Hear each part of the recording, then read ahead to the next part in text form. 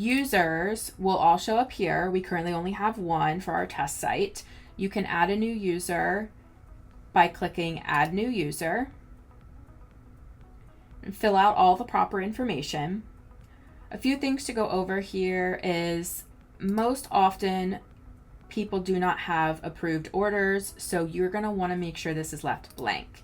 If for some reason you do have an order approval system on your website, you'll go ahead and you will check the group that will be approving this user's orders. So for example, if I was an admin and I need super admins to approve my orders and they do not get processed until that, I will check super admin. You're going to want to check receive email notifications. This means that the user itself will receive email notifications when their order is placed with tracking information and when their order ships. You do not need to check receive all email notifications. This is mostly important if you're adding an admin.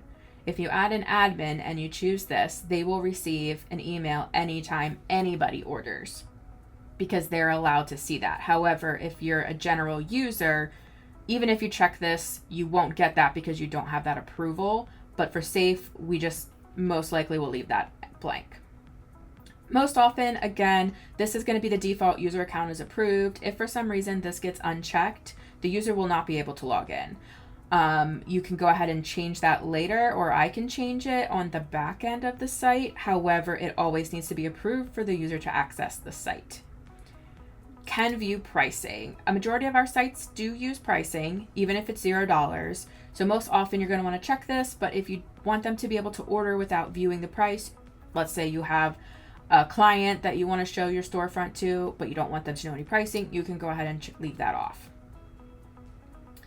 General information here, password, you can show them how to change the password after. Again, once it's changed, we cannot access it, so they will be on their own for their own password. And then groups. It's very important to select the correct group here under which one you would want. So for example, we made myself an admin, which super admins are going to approve it, so I would make myself an admin for this person. And then you'd hit save.